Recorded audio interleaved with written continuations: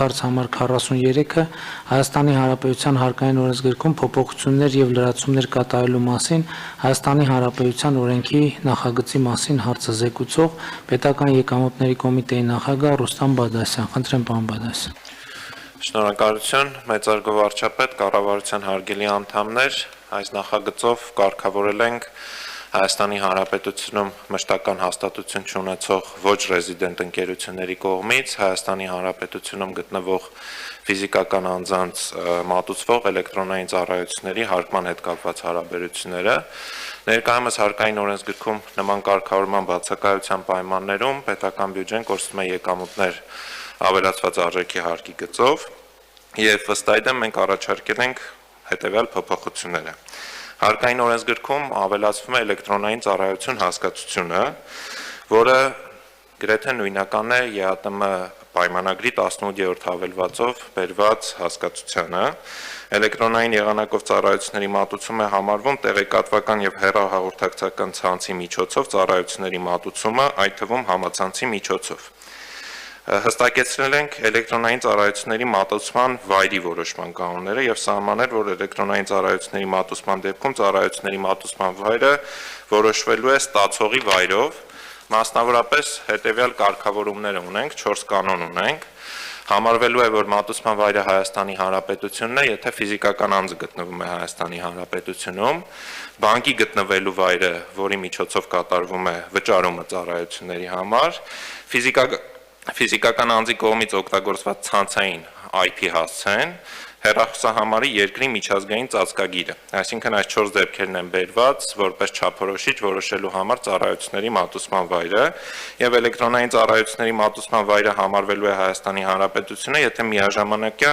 առկա են վերոնշյալ պայմաններից ավելի մեծ թվով պայմաններ, քան այլ պետությունում, այսինքն մենք կարող ենք ունենալ իրավիճակ, երբ որ IP հասցեն լինի մի երկրից կամ բանկային քարտը, որը օգտագործում է ծառայության վճարման դիմաց այլ երկրում եւ այս չափանիշների հիման վրա որոշվելու է որն է մատուցման երկիրը։ Սահմանվել է, որ Հայաստանի Հանրապետությունում մշտական հաստատություն չունեցող ոչ ռեզիդենտ կազմակերպությունների կողմից ֆիզիկական անձանց էլեկտրոնային ծառայությունների մատուցման մասով ԱԱՀ-ի հաշվարկման եւ վճարման պարտավորությունը կրում է հարկային մարմնում հաշվառված ոչ ռեզիդենտ կազմակերպությունը։ Այս նպատակով մենք նախագծել ենք համապատասխան էլեկտրոնային ծրագրի տեխնիկական առաջադրանքը, որը հնարավորություն է տալու առանց որևէ բարդությունների էլեկտրոնային եղանակով գրանցվել հարկային մարմնում եւ ներկայացնել համապատասխան հաշվարկը, ընդ որում պոտենցիալ այս մասով հարգվճարողների հետ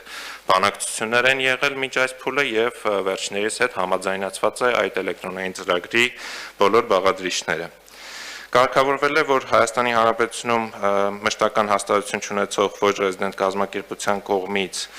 հարկվճարելու հաշվետու ժամանակաշրջանը սահմանվել է եռամսյակը, ծառայությունը մատուցող համարել այդ ծառայության դիմաց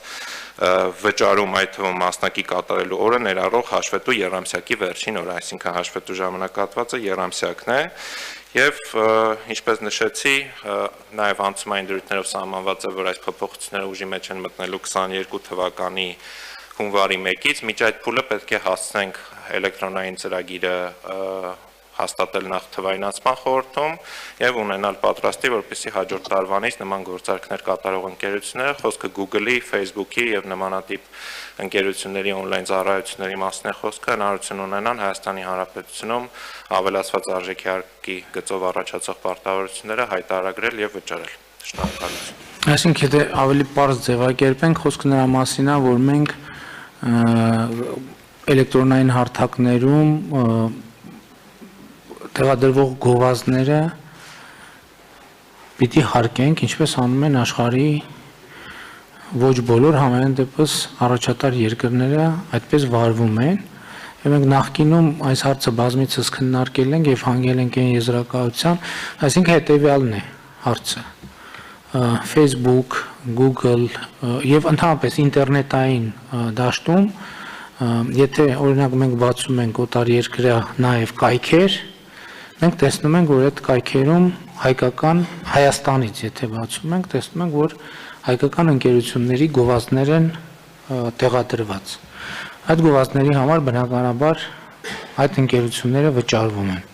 Եթե նման նատիպ գործարքներ տեղի են ունենում Հայաստանում գրանցված ընկերությունների դեպքում առաջանում են հարկային պարտավորություններ այդ եկամուտը, այսինքն ծառայությունը մատուցողի համար։ Հիմա մենք խնդիր ունենք այս դաշտը Facebook-ում, մյուս ինտերնետային հարթակներում, Google-ում այդ գովազդներից մենք հարկեր չենք կարողանում գեներացնել եւ նախկինում երբ որ քննարկել ենք հիմնական խնդիրը մեխանիզմի մեջ է թե ինչպես հաշվառել, ինչպես հաշվարկել այդ գործընթացը եւ մենք հիմա այդ հարցի լուծումը գտել ենք։ Այո, պարոն վարչապետ, նախ մի փոքր շտկում խոսքը նախագծով վերաբերում է բացառապես ֆիզիկական անձանց մատուցվող էլեկտրոնային ծառայությունների մասին, այսինքն կազմակերպությունների դեպքում արդեն կարգավորված է ԱՀ-ի հաշվարկման վճարման հետ կապված հարաբերությունները, այդ դեպքում եթե ծառայություն ստացողը հայկական ռեզիդենտ ընկերությունն է, ինքը ինքնահաշիվ գրելու եւ ԱՀ վճարողը ինքնահաշիվ գրելու պարտականություն ունի եւ գտել ենք այո մեխանիզմը, ոչ միայն մեր համար են գտել մեր ներքին քննարկումներով, այն նաեւ պետական եկամուտների կոմիտեի համապատասխան ստորաբաժանումը աշխատանք է տարել համապատասխան ցանցի շրջանակներում նման խոշոր ընկերությունների հաշվապահների եւ այլ ներկայացուցիչների հետ եւ համաձայնացրել են ինչպես է կատարվելու վճարումը, ինչպես է կատարվելու հայտարարագրումը, էլեկտրոնային ծրագիրի ինչ չափանիշների պետք է համապատասխանի, որ հարմար լինի իրենց համար ներկայացնելու համապատասխան հաշվարկները եւ վճարելու ավելացված արժեքի հարկը։ Շատ լավ, համեցեք պարոն Քերոբյան։ Այսինքն այդ որ օրինակ կներեք, որ Facebook-ում ինչ որ բան է գրում sponsored բանի տակ, այդ վերնագրի ներքո, հիմա մենք պայմանավորվել ենք, որ այդտեղից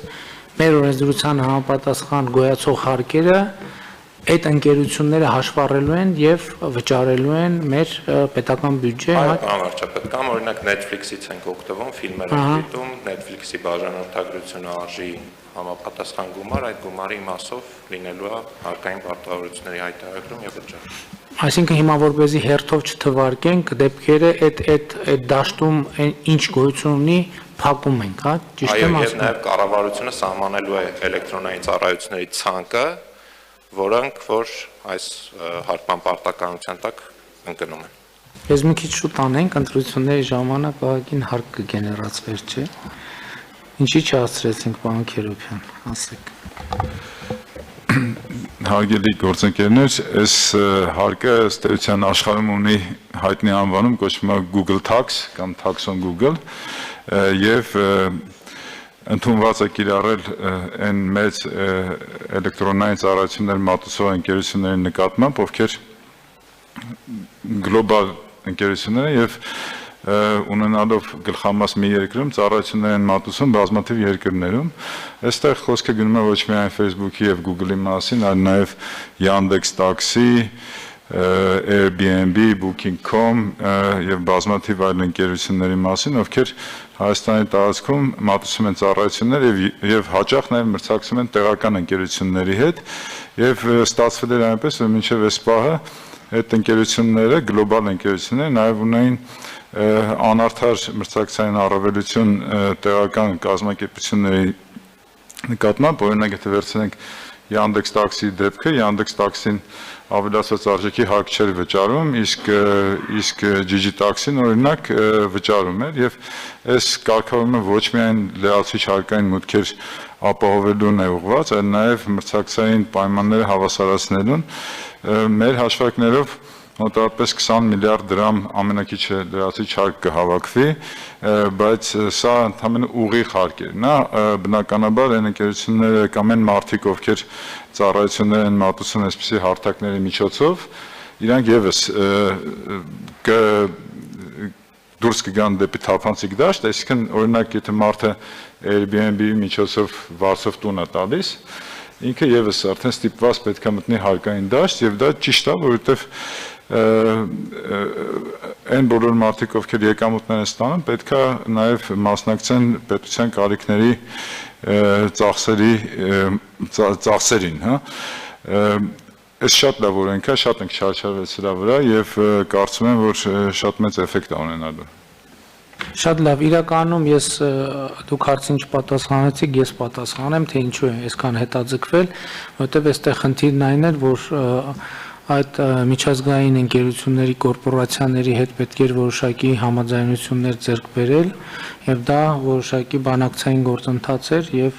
հիմա այսինքն կարող ենք արձանագրել որ իրենց հետ էլ ամեն ինչ պայմանավորված է եւ մենք այդտեղ որևէ հակասություն չունենք եւ համաձայնության դաշտում գործելու ենք այդ ընկերությունների հետ հա կարող ենք անել այս արձանագրումը Այո, պարոն վարչապետ, եւ միջև օրենքի ուժի մեջ մտնելը շարունակվելու են այդ քննարկումներն ու աշխատանքները Իսկ որ շատ լավ կարգավորում է, դրա հետ միանշանակ համաձայն եմ, որովհետև նախ ըստ էության տնտեսության մի հատ բավականին դեռ կարծում եմ դեռ չունենք էլ, չէ, հաշվարկներ, թե մոտավորապես ինչքան է, դուք ճիշտ է թիվ նշեցիք, թե ինչքան կգեներացվի, բայց նաև եկեք արձանագրենք, որ դա դինամիկ զարգացող ոլորտ է եւ իհարկե Հայաստանում էլ այդ ոլորտի ծառայությունների մատուցման ծառայություններից օգտվողների շրջանակը էականորեն ավելանում է։ Շատ լավ, եթե այլ դիտարկում չկա, ունեք բան ասելու պարոն Քերոբյան։ Ընդհանրապես ուզում եմ ասել, որ օրինակ մենք մի քանի ընկերությունների վրա հաշվարկ ենք արել, օրինակ Yandex Taxi-ն առնվազն 1 միլիարդ դրամի ավելացած արժեքի հարկ կվճարի այս օրենքը ուժի մեջ մտնելուց հետո եւ կհավասարվի, ասենք, բանի հետ, GG-ի հետ, հա։ Շատ լավ, իմիջայլոց այս համատեքստում մենք նաեւ մի ուրիշ հարցի լուծման էլ պիտի անդրադառնանք, որը մեր օրակարգում կա, խոսքը տաքսիների շուկայի կարգավորման վերաբերյալ է, դա եւս թեմա է, որին պետք է անպայման անդրադառնանք, բայց հիմա այս օրենքը դրան որևէ կերպ անդրադառնում է այս խնդրին, որևէ ձևով կարգավորում է այդ հարցը, այսինքն հաճախորդի վճարած գումարները մտնում են այս դաշտ, թե նա լրիվ ուրիշ կարգավորում պետք է տանք։ Հարգելի պարոն վարչապետ, այստեղ խնդիրը այսպես է, Yandex-ը մատուցված ծառայությունների դիմաց վերցնում է միջնորդավճար տաքսիստից եւ ինքը պարտավոր է այդ միջնորդավճարի համար ավելացված արժեքի հարկ վճարի։ Հիմա մենք այդ հարցն ենք լուծում այստեղ, իսկ տաքսիստը իր ստացած եկամուտից դեռևս հարկ չի վճարում եւ այդ հարցը դեռ մենք պետքա լուծենք։ Կարող այնպեսի կարգավորում անել, որ այդ մեզ հուզող հարցը ինչ որ ձևով լուծենք եւ տաքսովարորդին հանգիստ թողնենք։ Կարող է լինել այդպիսի լուծում։ Ընդհանուր առմամբ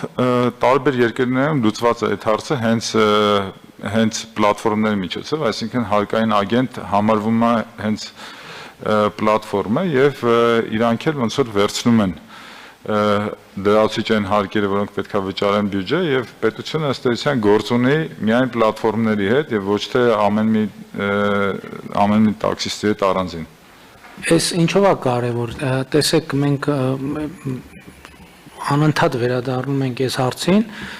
բայց միշտ այս հարցը նայում ենք փաթեթով, իմանցում կատարեցինք տաքսիներին, բայց իմ կարծիքով դա պետք է երկու խնդիր առանձնացնենք, հարկային հատվածը կամ հարկեր տուրքեր հատվածը պետք է առանձին քննարկենք, որակի ստանդարտի հարցը պետք է առանձին քննարկենք։ Երբ որ ես ասում եմ, որն է մեր մտածած նպատակադրումը, մեր նպատակադրումը հետևյալն է, ունենալ այնպիսի մեխանիզմ, որ հնարավորինս իսկապես անհատի հետ պետությունը հնարավորինս քիչ գործ ունենա այս առումով, ֆիսկալ առումով, իսկ հա որակի ստանդարտների հարցը, դա առանձին հարց է, որը արդեն մի քիչ տեսչական վերահսկողության հարց է եւ քաղաքականության մշակման հարց է, ինչ նկատի ունեմ այն որ ամեն հաճախորդի վճարած գումարից այդ մեխանիզմը, որովհետեւ եկեք արձանագրենք, որովհետեւ այն հին չէ, ստանդարտ տաքսու ծառայությունը Ես հույս ունեմ տաքսու վարորդները շատ չեն նեղանա իմ այս ձևակերպումից, ինքը ըստ էության ոլորտը ծառայության այդ հատվածը մեռնող ծառայություն է։ Այսինքն նկատի ունեմ, երբ որ մարդիկ ձեռով տաքսի են կանգնացնում, նստում են, վճարում են եւ տաքսիստն ու հաճախորդը իրար հանդիպում են ֆիզիկապես փողոցում։ Հիմա ավելի շատ իրենք հանդիպում են ինտերնետում, պատվերների միջոցով։ Եվ մենք հարկերը պետքա փորձենք հավաքել այս եղանակով։ Իսկ հա թե ինչ որակի ստանդարտ պետքա ունենա այն տրանսպորտային միջոցը, որին մենք թույլ ենք տալիս տաքսի ծառայություն մատուցել, սա արդեն առանձին հարց է, որ մենք մեր պետական ստանդարտը իհարկե պետք է ունենանք, որովհետև այստեղ մենք շարունակաբար ունենք խնդիրներ եւ այդ խնդիրները վիզուալ խնդիրներ են եւ ամեն օր յուրաքանչյուրս անկախ նրանից օգտվում ենք տաքսիներից թե չենք օգտվում կարող ենք այդ վիզուալ խնդրի հետ առնչվել այսինքն մենք պետք է ասենք որ մեր երկրում տաքսին պետք է լինի SSS ստանդարտի ընդ որում մենք պայմանավորվել ենք կամ պայմանավորվել էինք որ մենք օդանավականից այդ կարգավորումները սկսենք որակի ստանդարտները բարձրացնելու գործընթացը սկսենք եւ հետագայում փուլային եղանակով տարածենք մայրաքաղաքի վրա եւ հետագայում նաեւ ամբողջ հանրապետության վրա եւ այս ուղղությամբ ելի ուզում եմ մեր ուշադրությունը հրավիրեմ առավել եւս եթե հիմա մենք այս օրենքը ունենք կարգավորումներն իրականացնենք այստեղ այնպես որ վճարումների հարցը առանձնացնենք ստանդարտների հարցից եւ կարծում եմ այդպես ավելի հեշտ կլուծենք խնդիրը համեցիկ Վարչապետ առաջինը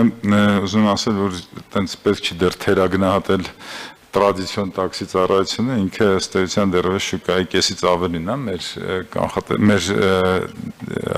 գնահատումներով եւ երկրորդը ես կարծում եմ որ նույնիսկ ստանդարտների հարցը կարելի է ես կարծում եմ նույնիսկ ստանդարտների հարցը կարելի է լուծել հենց պլատֆորմների միջոցով Էլի տարբեր երկրներում փորձ է տալիս որ երբ որ այդ ստանդարտները պարտադրվում են պլատֆորմներին, ապա իրանք շատ հանգիստ կարողանում են դա, ասենք, իջացնել նաև իրենց ծառայություն մատուցող անհատ գործընկերների վրա եւ դրանով կառավարել։ Շատ լավ, բայց այնուամենայնիվ բանալի բառը դեռևսն է, այնպես որ կքննարկենք դրանց շամեցիկ բան գնք։ Այդ ամբողջության մեջ վարչապետ, քանի որ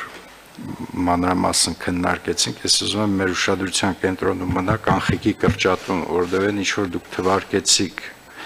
եթե այդ ամենին զուգահեռ մենք անկանխիկ վճարումների խթաններ դնենք, ապա այո, ճիշտ եք ասում, այդ բազաների համադրմամբ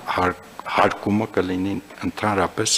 ավտոմատ գործառույթ, բայց քանի դեռ կանխիկը շատ լինի,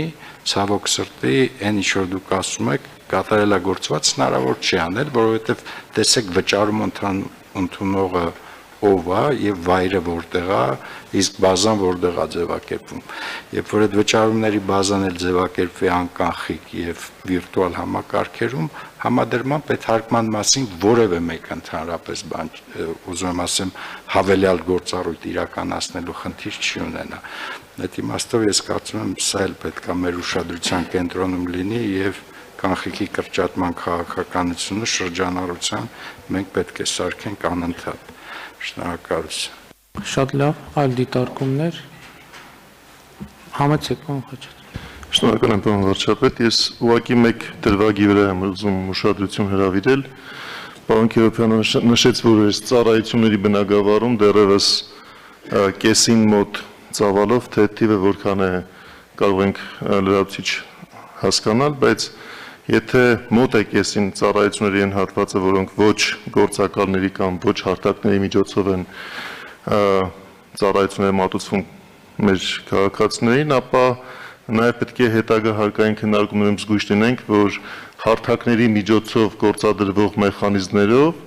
չստեղծենք լրացուցիչ անհավասարություն, որովհետև այն մարդիկ, ովքեր ուղիղ են հանդիպում տաքսիների հետ, դրանք շարունակում են մնալ մեր ուշադրությունից դուրս, եթե մենք հարթակների միջոցով հարկման այնպիսի մեխանիզմներ առաջադրենք, որոնք հենց կենտրոնանալու են հարթակների վրա, բեռը դնելու են իրենց հետ գործակցող ծառայություն մատուցողների վրա, կառաջանա կարճաժամկետ անհավասարություն։ Մենք իհարկե սա աշխատանքային կարգով կքննարկենք, սա առանձին հարց է, բայց այդտեղ պետք է լինենք շատ զգույշ։ Պարոն Խաչատրյան, կպարզաբանեք ինչ նկատի ունեք։ Պարոն վարչապետ, եթե ես պատվիրում եմ տաքսի ուղիղ եւ վճարումը կատարում եմ իրեն ուղիղ, ոչ մեկ դրանից տեղյակ չի լինում, այդ թվում նաեւ հարկային ծառայությունը։ Եթե հարթակի միջոցով է ծառայությունը մատուցվում, ապա հարթակում ֆիքսվում է, որ այն տաքսին, որը հարթակի հետ համագործակցել է, եկամուտ է ստացել, եթե մենք ասենք այդ եկամուտից հարկ տուրում ես, կստացվի, որ իրեն հարկում ենք, իսկ մյուսներին չենք հարկում։ Այդտեղ մենք պետք է մեխանիզմների հարցում զգույշ լինենք։ Հա, համաձայն եմ, բայց այնուամենայնիվ տեսեք, եթե նույնիսկ պարոն Քերոբյանի ասած ասած վիճակագրությունը ճիշտ է, ինքը էլի օգտագործում է այդ բառը, որ դեռևս այդպես է, բայց միտումները հասկանալի է, այստեղ ձեր ասածում էլի նախկինում բազմիցս քննարկել ենք, եւ ինչ ձեր ասածը լիարժեք ճիշտ է, այսինքն խոսքը սրա մասին է, որ եթե հեռախոսով բջջային նկատի ունեմ այդ պլատֆորմով Yandex, Google տենց կոնկրետ անունները չտանք, որ գովաց չլինի, նրանցով է պատվիրում, մենք կարողանում ենք հետագծել, ով ինչ ում վճարեց։ Պարոն Խաչատրյանի ասած միտքն է նա, որ եթե ոչ մի էլեկտրոնային հարթակ չի օգտագործվում, մարդը ուղղակի գնում է նստում տաքսի, ինձ ասում է տարստեղ տանում է 1000 դրամ վճարում, ոչ մեկ դրանից տեղյակ չի։ Բայց այստեղ կա ուրիշ խնդրեմ, եկեք հաշվենք, թե այս 1000 դրամի հետևից գնալու համար պետությունը ինչքան փող է ծախսում։ Այդտեղ վերջում պարզում ենք, որ 3000 դրամ ծախսում ենք, որպեսզի 1000 դրամից 20%-ը 200 դրամը հարկենք։ Եվ ես մի քանի անգամ քննարկել ենք, եկեք մենք ուզում ենք դա անենք, թե չենք ուզում։ Ավելի լավ է մենք տեխնոլոգիաները զարգացնենք, եւ պարոն Գրիգորյան, եթե այդքան բան արեց, խոսակցությունը գրած, երբ որ խոսում էր պարոն Խաչատրյան, տեսեք ինչի մասին է խոսքը։ Երբ որ մենք կարողանանք մեր թվային ընկալում մեր հանրության այնպեսին դարձնել եւ գործիքները դարձնել այնպեսին, որ օրինակ տաքսիում ոչ թե կանխիկ գումարով վճարեն, այլ բջջային հեռախոսով վճարեն, այսինքն բջջային հեռախոսը ինչ որ այդ գործիքին միացնելով։ Ես մի անգամ կառավարության նիստում առիթ ունեցել եմ ասելու, որ երկրներ կան, որտեղ նույնիսկ մուրացկաները կանխիկ գումար չեն ընդունում։ Բանը դրած է թվային այդ ինչ են ասում դրած է մոտեն բջջային հեռախոսով իրենց վճարում անում են։ Այնպես որ էլի եմ ասում, այո, մենք այդ ձևակերպումը անում ենք, ասում ենք, բա շուկայում անհավասար պայման ստեղծենք, բայց ես չեմ կարծում իսկապես խելամիտ է 3000 դրամ ծախսել, որովհետև դա հարկային աշխատող է, ժամանակ է, բենզինա, չգիտեմ ինչ, գնալ որպեսզի 1000 դրամից 200 դրամը հարկել։ Բայց իհարկե հարցը լեգիտիմ է եւ իմիջիայլոց մարդկանց այստեղ մենակ ֆինանսական խնդիր չկա։ Այստեղ անվտանգության խնդիր էլ կա։ Հիմա ասենք օրինակ, երբ որ ես կարող եմ իմ նախկին փորձից ասել, ելնում է իրավիճակներ, երբ որ երեխային պետքա տեղ ուղարկել, չէ՞։ Երբ որ դու այդ պլատֆորմով ես տաքսի պատվիրում, դու գիտես ինչ համարի մեքենա կա եւ կարող ես հետագծել այդ մեքենան ուր գնաց եւ այլն։ Էլ չեմ ասում ընթացքում անհրաժեշտության դեպքում վարորդին մի քանի անգամ զանգել, ասել ուր հասար եւ այլն կամ անվտանգության կոմպոնենտ կա։ Նկատի ունեմ իսկապես մենք ընդհակառակը պիտի քաջալերենք, որպեսզի նաեւ մեր այն մարդիկ են մեր հայրենակիցները, ովքեր այդ ոլորտում են աշխատում, իրանց էլ պետքա քաջալերենք, իրենց անվտանգության խնդիրն էլ կա։ Մենք տասնյակ դեպքեր ենք ունենում տաքսու վարորդների վրա հարձակումներ եւ այլն։ Երբ որ էդ էլ է հետագծելիությունը ապահովում եւ անվտանգության կոմպոնենտը ըստեղ ամենևին էլ երկրորդական կոմպոնենտ չէ։ Ես նկատի ունեմ ավելի լավ է էներգիան ծախսենք այս ուղղությամբ։ Եթե կներեք ինչ որ մեկն էլ 85 թվի արտադրությամբ Opel Vectra-ով 500 դրամ մեկից վերցրել է եւ հարկ չի վճարել, հա լավ չի, պետքա վճարի։ Բայց եկեք մեր էներգիան չծախսենք այդ 500 դրամից 500 դրամի ավելացված արժեքի հետևից վազելու վրա։ Իմ համոզմունքը դա է եւ պրակտիկան համենայն դեպս այդ է ցույց տալիս, չեմ բացառում, որ հետագա վերլուծություններով մենք այլ եզրակացության հանգենք, ուղղակի բարձրաձայն մտածում ենք, համեցեք։ Պարոն վարչապետ, քանի որ խոսք բացվեց, մի շերտի մասին էլ խոսենք, որ ոչ թե 1000 դրամը կամ 2000 դրամը ծախսում ենք գտնելու համար 20 դրամ, 200 դրամ, իրականում ունենք շերտ, ովքեր ոչ գրանցված են, բայց կատարում են նույն ֆունկցիան, այսինքն կազմակերպություն են քստվերային, անհատ տաքսիստները միավորված են այդ ընկերության մեջ, ու իրենք ծառայություն են մատուցում, գումար են գեներացնում, բայց չեն վճարում պետական բյուջե ոչ մի լումա։ Այդպիսի տասնյակ հարյուրավոր ընկերություններ են գործում, որոնք չեն տարբերվում նույն GG-ից, նույն նմանատիպ ծառայություններից, պարզապես իրենք չունեն այն հնարավորությունները, որ մեզ ընձեռում է, օրինակ տվյալ կազմակերպությունը, օրինակ GG-ին, Yandex-ը եւ այլն։ Այս մարդկանց պիտի բերենք GG-ի եւ Yandex-ի դաշտ, որ իրենք դառնան նմանատիպ ծառայություն մատուցող ընկերություններ։ Այսինքն իրանք ինչ էլի թվային պլատֆորմի վրա հիմնված։ Ոչ իրենք հեռախոսով են գործում, պարոն վարչապետ, բայց գրանցված չեն որպես տաքսի ընկերություն։ Անհատ խումբ մարդկանց, ովքեր հարյուրավոր մեքենաների են այդպես տիրապետում, անհատ տաքսիստներին ներգրավել են, ինչպես GG-ն է ներգրավում, բայց չենք կարող նրանցից գանձենք այս կերպ, ինչպես ուզում ենք գանձել։ Բայց միևնույն ժամանակ հետևից էլ չենք կարողանում գնալ, որովհետև մինիվեններով են դա անում։ Հիշում եք այն 6 տեղանոց մեքենաների մասին խոսքը, որ գնում էր։ Կարծում եմ մի քիչ այլ տիպի ուղեղ, որը փոխադրմանն է վերաբերվում, չկանոնակարգված։ Այստեղ արդեն Պետեկամուտների կոմիտեի օպերատիվ հատվածը եւ մեր տեսչական մարմինները պետք է գործեն, որ այդ բացահայտեն։ Խնդրեմ, պարոն Բադասյան։ Շատ կարճ, պարոն վարչապետ, որպեսզի հանրության մոտ որևէ տարընկալում չառաջանա, կրկին կուզեի շեշտել, որ այս նախագծով խոսքը գնում է բացառապես էլեկտրոնային ծառայությունների մասին եւ ռեզիդենտ ոչ Հայաստանի Հանրապետությունում մշտական հաստատություն չունեցող ոչ ռեզիդենտներին, այսինքն ռեզիդենտ ընկերությանը միջնորդավճար վճարելը, այն էլ ոչ էլեկտրոնային ծառայությունների հետ կապված այս նախագծի կարգավորման առարկան չէ եւ պետական եկամուտների կոմիտեն չունի որևէ կանխատեսում որքան է ավելանալու պետական բյուջեի եկամուտները, որտեղ դրանք կլինեին խիստ մոտավոր գնահատականներ։ Քննարկումների ընթացքում այս ընկերություններից փորձել ենք հասկանալ, որքան է կազմում Հայաստանից, նմանատիպ ծառայությունների մատուցումը, եւ իրենք առևտրային գաղտնիք են դա համարել եւ չի բացահայտվել եւ ուզում եմ հատուկ շեշտել, որ մենք համագործակցային մթնոլորտում ենք այս նախագիծը նաեւ